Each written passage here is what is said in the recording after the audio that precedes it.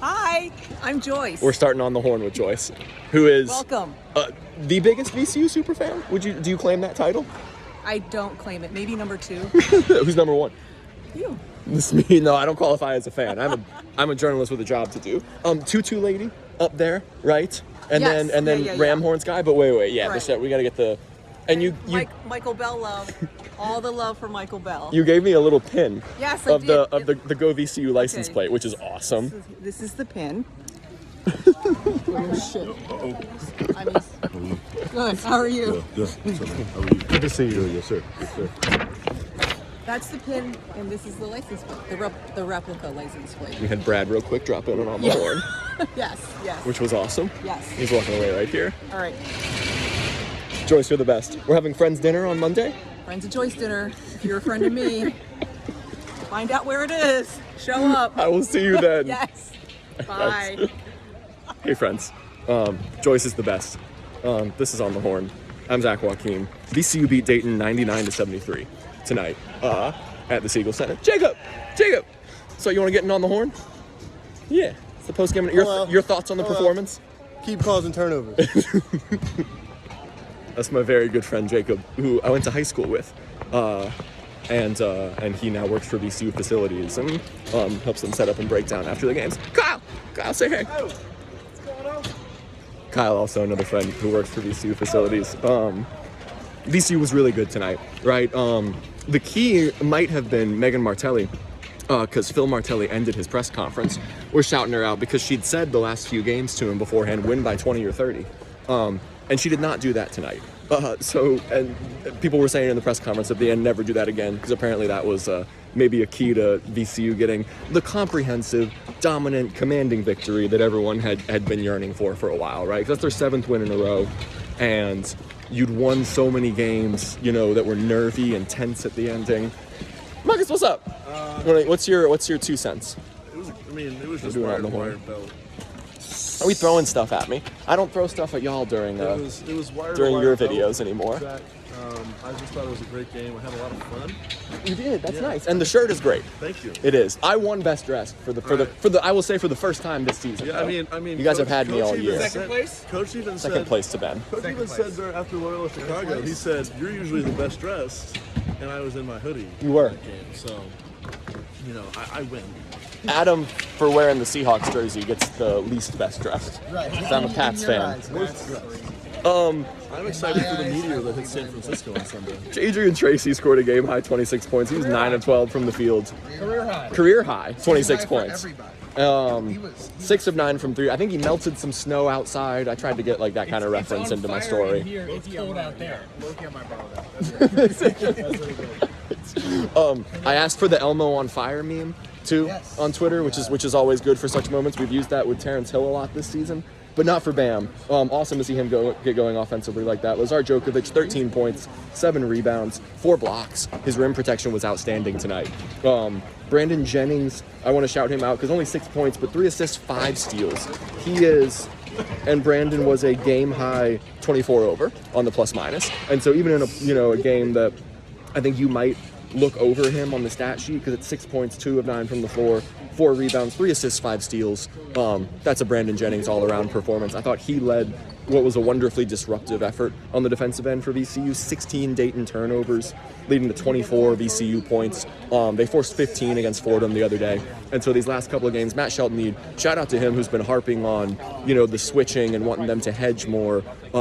Throughout the season, especially, in A10 play. And they've started switching less. I know a lot of people had thoughts on that over the last couple of months. And they have adjusted things schematically on the defensive end. They're not getting caught in the mismatches that they were, especially in that week where they lost to St. Louis and George Mason. They're not switching as much. Their bigs are hedging more, and it has resulted in a better defensive showing. 99 points. What? You're interrupting me. What? Zach, your birthday. My birthday? Is what? July 9th. I'm a I'm Cancer. the same month. Really? What's yours? 24th. You're talking about years. I'm 98. Oh, I'm 95. I don't want to talk about it.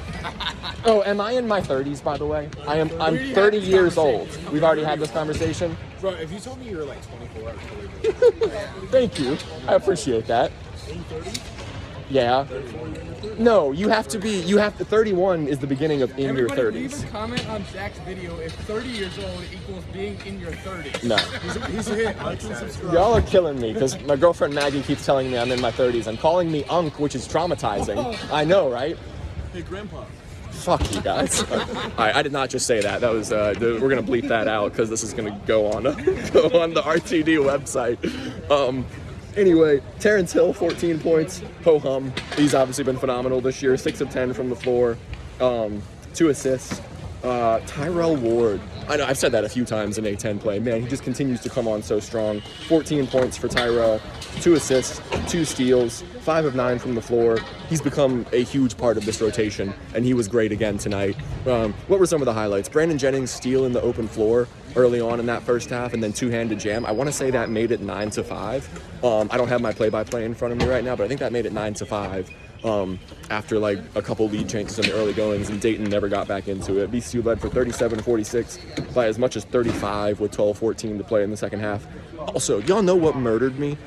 VCU shot 31 of 38 at the free throw line. Dayton shot 18 of 30. There's 68 free throws between the two teams. That was killing me because I was trying to make my story on deadline. And the second half was pretty much just all free throws. A million free throws. 68! That's absurd. 38 and 30 to 68 total. No, it's okay. It's okay. We like the candid bits of on the horn. What else, guys? Tyrell Ward had a baseline drive and like tomahawk one-handed jam. That's one of the highlights that stands out to me. The flurries where Jadrian Tracey was lighting it up from outside.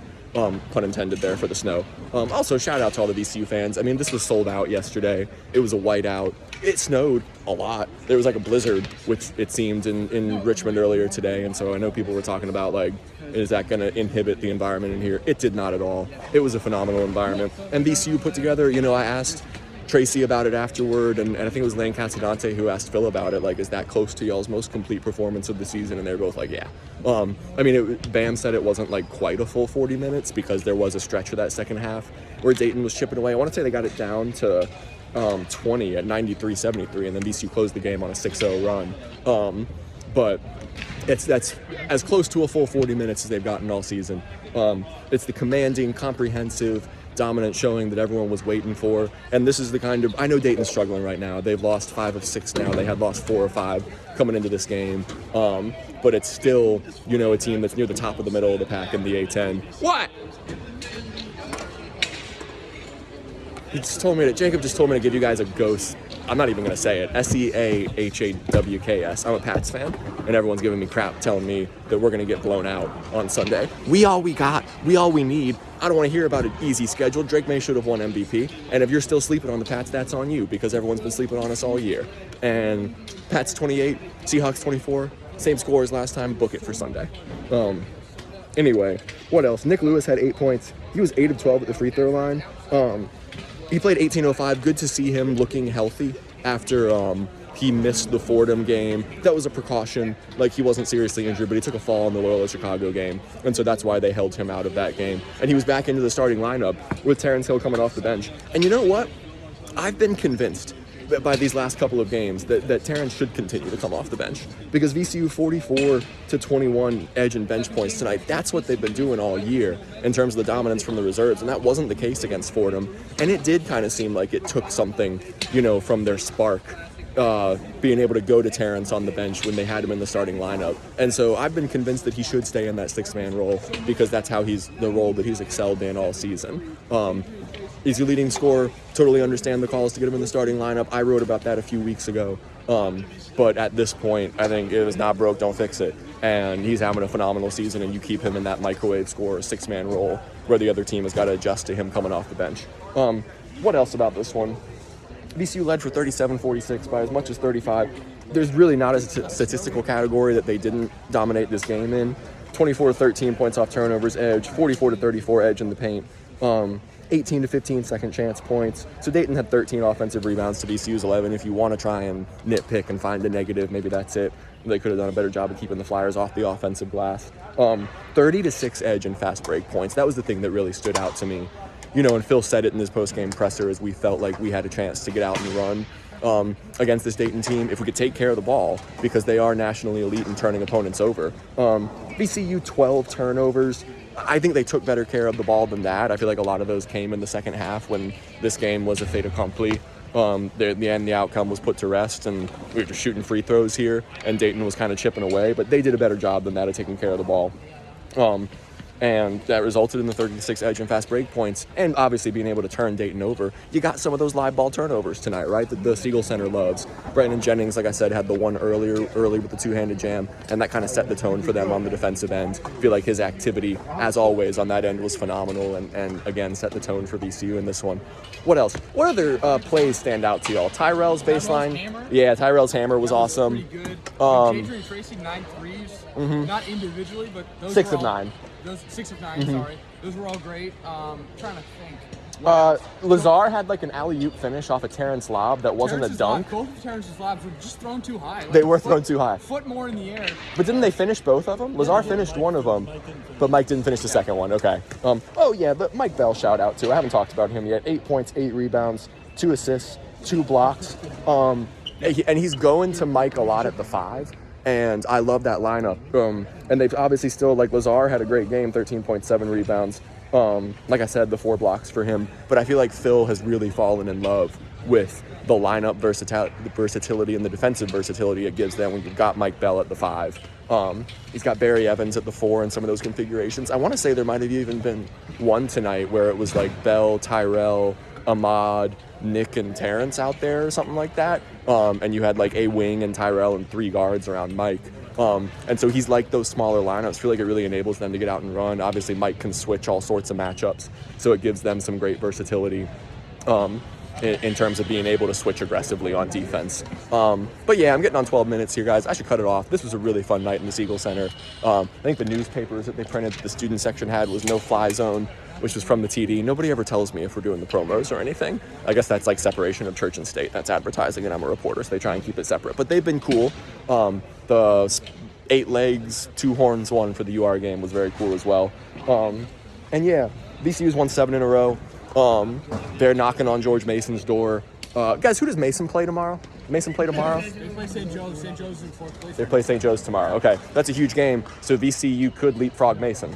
Well, right now we hold 2nd place. They hold 2nd place right now. Place tomorrow if Mason loses. Yep, VCU to 9-2 in A10 play. Mason's sitting at 8-2. And is that at Hagen? Is it in Philly? Do you know if it's at Eagle Bank? Okay, it's at Eagle Bank. Okay. But St. Joe's is playing well right now. And Mason lost to Duquesne earlier this week, which really opened the door for VCU. And so they're not only knocking on Mason's door, I think that a win like this, this commanding, probably turns St. Louis heads. And you've got people wondering, can they challenge St. Louis at the top of this league right now? That February 20th matchup is exciting.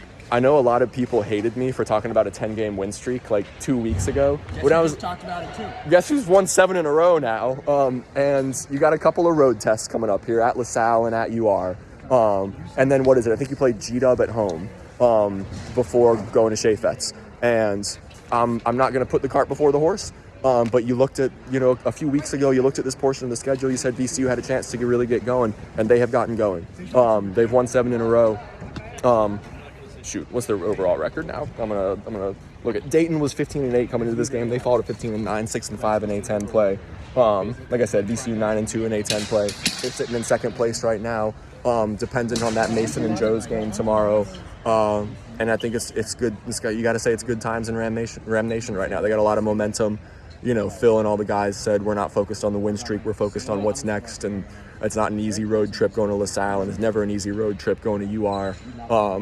But I'm not going to say the word bubble. Still on the periphery of the bubble conversation. But that's not the focus right now. You're focused on that next game and going to get a couple of road dubs next week. But if they can take a 10-game win streak into Chaffetz, then there's going to be people around the country looking at that game. And this performance tonight is the kind that they needed, and that gives you confidence that maybe this team is capable of pushing SLU atop this league right now. So I'm Zach Joachim. This is On the Horn. Thank you all for tuning in. Y'all rock. VCU 99, Dayton 73. Rams have won 7 in a row. And I'll talk to y'all next week after the LaSalle game. Architecture.